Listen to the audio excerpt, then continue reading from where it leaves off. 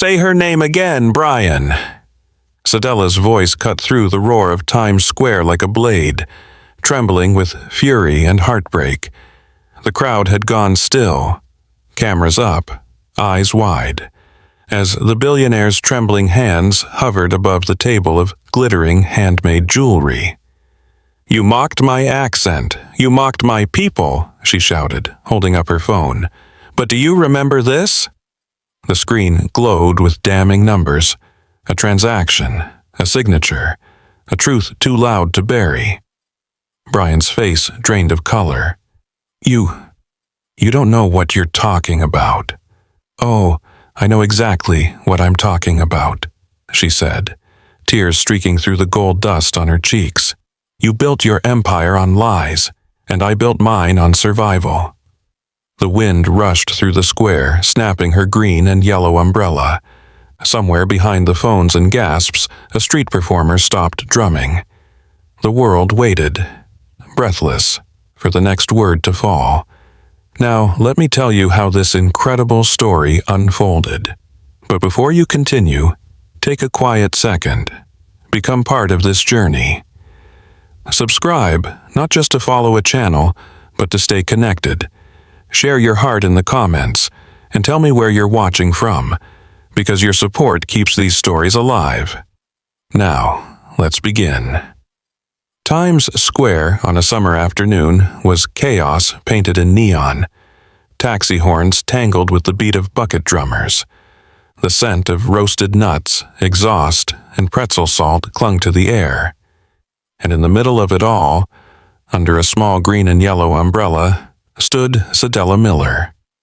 Her stall was modest, a folding table covered in hand-woven bracelets, brass anklets, and seashell necklaces that caught the sun like liquid fire.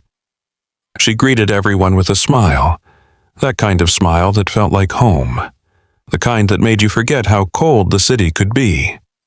She was a familiar face to locals, a curiosity to tourists. Most never asked her name, only the price, and she preferred it that way. 7 years in New York had taught her how to stay invisible while still shining. Nobody here knew that she'd once been Dr. Sedella Miller, an economist and humanitarian who spoke on global stages about equity and sustainability. Now, she was the woman with calloused hands, humming old Bob Marley songs between customers. Still, peace had a way of walking on thin ice. That afternoon, as the sun blazed between skyscrapers, a sleek black SUV rolled up to the curb. Out stepped Brian Walker, tall, silver-templed, and polished to perfection. The kind of man whose shoes didn't touch puddles and whose smile never reached his eyes. He was flanked by a small camera crew and a PR assistant. A tiny mic gleamed on his collar. His voice boomed like a showman's. "We're here in Times Square, the heartbeat of New York, exploring local culture and small business creativity." A few onlookers clapped politely. The camera turned toward Sedella's table. "Perfect," the assistant whispered. "Something authentic, a local vendor." Brian smiled his TV smile and approached her stall. Sedella didn't look up at first. She was stringing beads onto a thread, fingers moving steady, patient. "Excuse me, ma'am," he said loudly, already half posing for the camera. "How much for this? What do you call it?" "That's a bracelet, sah. $30, she replied softly, eyes still on her work. Brian chuckled, looking at the camera. $30 for this? Back home, we'd call that charity. The assistant laughed nervously. The camera didn't stop rolling. Sedella finally looked up, calm, still smiling. "Handmade, sir. Every bead tell a story." "I'm sure it does," he smirked. "But what would you know about value?" The words hit with surgical cruelty. A few tourists froze, unsure if it was part of the bit. Sedella's hand stilled. Her gaze lingered on his face, and then recognition. The voice, the smirk, the arrogance. She'd heard all of it before, not on this street, but in a boardroom 7 years ago in Toronto. The Global Equity Foundation, a scandal buried under lawyers, NDAs, and fear. And him, the man who profited off human misery while she was silenced for telling the truth. Her throat tightened. Her fingers gripped the edge of the table. She could have ignored him, let the insult roll off her skin like the hundreds before. But this wasn't some nameless tourist. This was the man who stole millions meant to feed children. "You sure you want to do this, Mr. Walker?" she asked, her tone suddenly steady, cutting through the chaos. He blinked. "Excuse me?" "You heard me."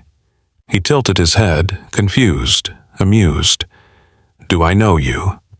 "Oh, you know me," she said, holding his gaze. "You just never thought you'd see me again." For a brief second, his smile faltered. The camera caught everything, her calm, his confusion, the shift in the crowd's energy. One vendor down the street whispered, "Oh, it's on now." Times Square, usually too loud for emotion, felt like it was holding its breath. Sedella leaned forward slightly. "You called me uneducated once, too," she said quietly. "Back when I ran the charity you drained dry." His eyes widened just enough for her to see the fear flicker, and in that exact moment, that microsecond between arrogance and recognition, Sedella felt something she hadn't felt in years. Power. The same power he'd stolen from her. The same voice he'd silenced. The crowd began to stir. Phones came up. "Smile for the camera, Mr. Walker," she said softly. "Seems your story's about to repeat itself. Only this time, you're not the hero." The video didn't stop when the shouting did. Someone kept the live stream rolling, following Brian's retreat down the block as Sedella quietly packed her table. But before she could fold the last leg of the stand, the flashing lights arrived, 2 NYPD cruisers cutting through the noise. A voice boomed, "Ma'am, we need you to stay right there." Sedella froze. The crowd murmured. A few people started recording again. Brian's assistant pointed toward her, panic in his voice. "She threatened him. She's got, I don't know, data or something." One officer approached, calm but firm. "Ma'am, we got a call about a disturbance." Sedella's voice stayed even. "Then you best write it down as the truth being too loud for comfort." From across the street, Brian hesitated. He couldn't walk away, not with cameras still everywhere. His publicist hissed, "We need to de-escalate." He sighed, loosened his tie, and walked back toward her. "Officer, I don't want to press charges," he said quickly, trying to sound magnanimous. "It was a misunderstanding." Sedella met his eyes. "You finally remember me?" Brian swallowed. "Look, maybe we should talk privately." The officer looked between them, then nodded. "Settle it civilly, folks. Keep it peaceful." The cruisers pulled off, leaving behind the pulse of sirens fading down 7th Avenue. Now it was just them, 2 people bound by a past neither could outrun. They stood under the same neon lights, tourists circling, unsure whether to linger or leave. "You cost me everything," Brian said under his breath. "Do you know what that scandal did to my family? And what did your greed do to the families that money was meant to feed?" She shot back. He rubbed his temples. "You think I planned all that? I trusted people who—" "You signed every document," she interrupted, pulling a faded folder from her tote. "These signatures aren't ghosts, Brian." He looked at the pages, his own handwriting, black and undeniable. Something cracked in his voice. "Where did you even get these?" "A copy was sent to me before I resigned, before you silenced me with your lawyers." Silence. The city moved around them like a heartbeat they no longer felt part of. Brian lowered his voice. "Why didn't you go public back then?" Sedella exhaled slowly. Because I thought maybe the world didn't care about truth unless it was entertaining. She looked up at the giant LED screens flashing sneakers and soda ads. Seems I was right. Took a live stream to make them look. For a moment, neither spoke. The tension softened. Not forgiveness, but fatigue. Brian's voice dropped. I didn't know you ended up here. Here is honest, she said. Here, I sell what I make. Nobody starves because of my hustle. He glanced at her stall, at the bracelets that gleamed in the streetlight. You could have rebuilt. You're smart. Why stay in the open? Sedella smiled faintly. Because hiding never set anyone free. A gust of warm air swept between them, carrying music from a street guitarist nearby. A slow, aching rendition of Redemption song. The words hung there. Emancipate yourselves from mental slavery. Brian stared at her for a long time, something shifting behind his eyes. I came here thinking I could film a kindness piece, he muttered. Instead, I showed the world who you still are, she finished gently. But maybe that's the start of changing it. He looked down, ashamed. She picked up one of her bracelets, the one with the small brass charm shaped like the Caribbean sun, and handed it to him. That's the one you laughed at, she said. Keep it. Maybe remember the price of respect. He hesitated, then took it. His fingers trembled slightly. The crowd had mostly moved on, but a few strangers lingered, watching, whispering, filming. The moment was smaller now, almost private. Sedella turned to start closing her umbrella. Sedella, Brian said quietly. If I wanted to make things right, where would I even start? She looked over her shoulder. Start by telling the truth. Not to me, to them. It's strange, isn't it? How easy it is to ruin someone and call it a misunderstanding. If you've ever watched someone get humiliated for simply standing their ground, maybe you know this ache too. Stories like this don't fix the world, but they remind it to care. And if that matters to you, subscribe and stay with us. Sedella watched Brian walk toward his SUV, the bracelet still clutched in his hand. For the first time, he didn't look like the billionaire from the magazines. He looked like a man stripped of excuses. But karma, she knew, didn't stop at confrontation. It demanded reflection. That night, Sedella's face filled screens across America. The clip spread fast, headlines calling her the vendor who spoke truth to power. Comment sections flooded with applause, some with anger, others with stories of their own humiliations at the hands of people who'd never known struggle. And somewhere in a Manhattan penthouse suite, Brian Walker sat alone, the bracelet beside his phone, scrolling through the storm he'd created. Each replay of her voice cut deeper. You came here to buy souvenirs. Congratulations. You just bought your own downfall. He turned off the screen and whispered to the empty room, maybe I needed it. But viral fame doesn't come with protection. By Monday morning, Sedella's phone wouldn't stop buzzing. Some messages were kind, strangers calling her a hero, thanking her for standing up for every invisible worker. Others were venomous, threats, slurs, people calling her a liar looking for clout. Her eyes burned from lack of sleep.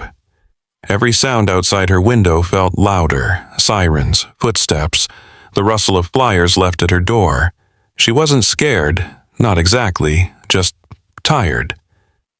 It's the price of truth, huh? She whispered, staring at her reflection.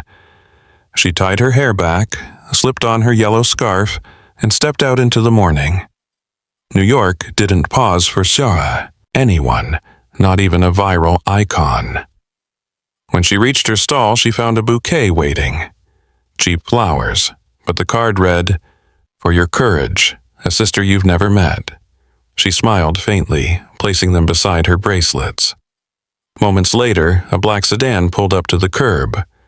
Her heart sank when Brian stepped out again. No cameras this time, no entourage, just him, looking like a man who hadn't slept either. "You shouldn't be here," she said quietly. "I know," he replied, "but you've started something I can't undo, and maybe shouldn't." She crossed her arms. "Then what do you want?" "To explain, not to you, to the people." She studied him. "You mean damage control?" "No," he said. "Confession." He pulled out his phone and handed it to her. A drafted post glowed on the screen, a statement of accountability, names, receipts, links to the same evidence she'd exposed years ago. Sedella read silently, her pulse quickening. "You'd admit all this? Publicly?" "I already have," he said. "Press conference at noon." She blinked. "Why tell me?" "Because I couldn't live with knowing you thought I hadn't changed." For the first time, his voice wasn't polished or rehearsed, just human. "You said I should tell the truth," he continued. "I'm trying." Sedella wanted to believe him, but a lifetime of betrayal doesn't dissolve overnight. Still, a strange ache tugged at her chest, the ache of seeing redemption peek through the cracks of arrogance. Noon came fast. Bryant Park overflowed with reporters, flashing bulbs, restless questions. Brian stood behind a podium, his voice trembling through the microphones. "I'm not here to save face," he said. "I'm here to take responsibility." Sedella watched the live stream on a small tablet from her stall, the wind rustling through her umbrella. "The woman I disrespected in Times Square wasn't just a vendor," Brian continued. "She was once my colleague, my conscience, and I ignored her warnings because my ego was louder than her truth." Sedella's throat tightened. She wasn't expecting an apology, but hearing one felt heavier than revenge ever could. Then a shout from the crowd pierced the feed. "You're only sorry you got caught." Reporters swarmed, questions fired, microphones waved like weapons. Brian's composure cracked. "You're right," he said. "Maybe I am, but getting caught was the first honest thing that's happened to me in years." The feed cut to chaos, security ushering him off stage. The internet exploded again, split between forgiveness and fury.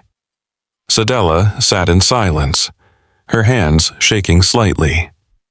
For the first time since that day, she didn't know whether she'd won or just reopened an old wound. That night, rain poured over the city. Relentless, cleansing. Sedella stayed to pack up her table, the water dripping down her face, blending with the tears she didn't want to admit. Behind her, a familiar voice called out, "You shouldn't stand in the rain like that." Brian was soaked, no umbrella, no driver. "You really don't give up easy, do you?" she said softly. He smiled faintly. "Neither do you." They stood there, two strangers bound by guilt and truth, under the relentless storm. "You know what hurts the most?" she said. "That for years I blamed myself for not shouting louder. And I blamed you for shouting at all," he admitted. A silence fell between them, the kind that carries too much history to fill with words. She finally asked, "So, what now?" "Now," he said. "I fix what I broke. Not with PR, with people." He handed her a folded document, an agreement to restore the Caribbean Education Fund she once managed. Her name was on the board of directors. Sedella's breath hitched. "You're serious?" "Completely," he said. "If you'll trust me again." She hesitated, fingers trembling on the paper. "Trust isn't something you get back easy," she murmured. "You earn it, one day at a time." He nodded. "Then I'll start tomorrow." Sometimes, the people who hurt us the most are the ones who force us to find our strength. But the question always remains, can redemption ever wash away humiliation? Just then, lightning split the sky.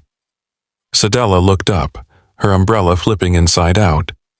She laughed, not because it was funny, but because somehow the storm felt lighter than it used to.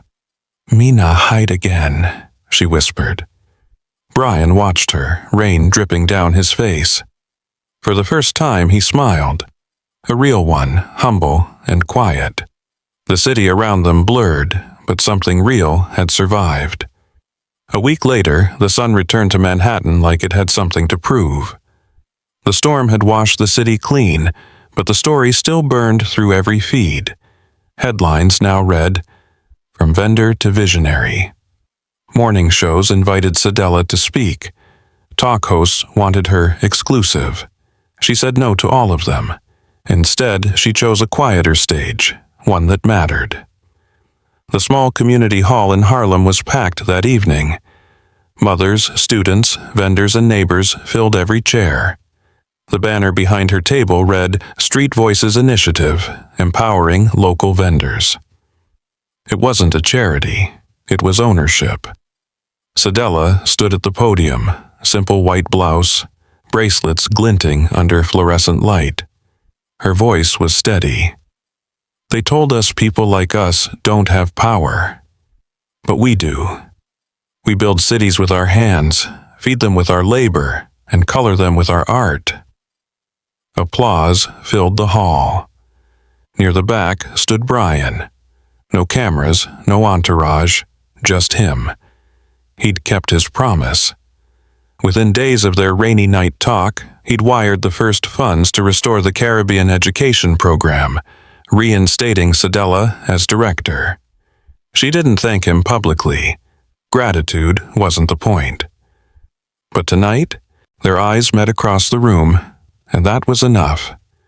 After her speech, she walked outside to the Harlem Street corner.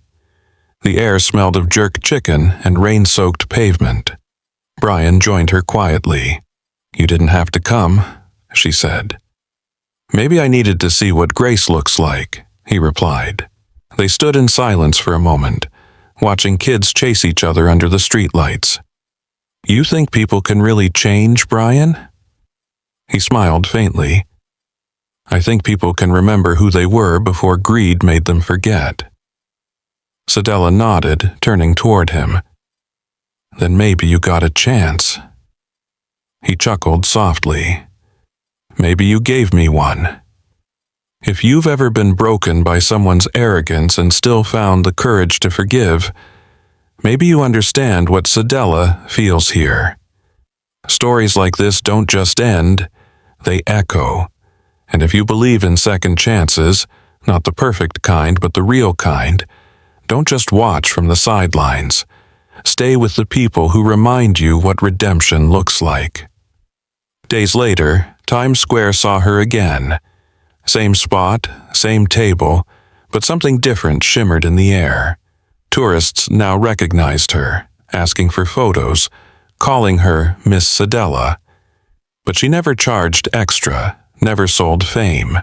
She just smiled and said, "Every piece still tell a story." Brian visited once more, this time without fanfare. He placed an envelope on the table. Inside was a partnership proposal, a joint venture to support women artisans across the Caribbean. Sedella read it quietly. "You still signing papers, eh?" she teased. He grinned. "This time I read every line twice." She extended her hand. "Then we start fresh." Their handshake wasn't business. It was restoration. That evening, Sedella walked through Central Park, phone buzzing with messages from young women who'd watched her story online. One read, "You made me believe my accent isn't something to hide." Another, "Thank you for proving that dignity sells too." She stopped by the pond, watching the city lights ripple in the water. A breeze lifted the edge of her scarf as she whispered, "Me voice strong now." Behind her, a little girl ran past, chasing bubbles, laughing. Sedella smiled. It reminded her of the children her foundation once fed, and would feed again. Maybe this is what justice looks like, not revenge, but repair. Maybe real power isn't in how loud you can shout, but in how calmly you can stand when the world tries to shrink you. Brian walking alone through the city at dusk, the bracelet still on his wrist. He stops at a vendor cart selling coconut water, pays double, and leaves quietly. A small act of humility in the same streets where his arrogance once screamed. Funny thing about guilt, it doesn't vanish when the story ends. It becomes a compass, pointing you back toward the people who made you see yourself clearly. If this story left something stirring in you, that quiet reminder that every voice deserves to be heard, maybe that's your sign. Don't let it fade with the scroll. Stay connected to stories that tell the truth about people like Sedella, and maybe about you too. Thank you for staying with me until the very last moment of this story. If something in it, even a single glance, a breath, a heartbeat, reached you, then this story did what it was meant to do. Every view, every heartbeat that listens, keeps this little world of stories alive. So before you go, take a quiet second. Become part of this journey. Subscribe, not just to follow a channel, but to stay connected to the next story waiting to speak to your heart. The next one goes even deeper, more truth, more love, more healing, and it's already waiting for you. Your next story begins right here.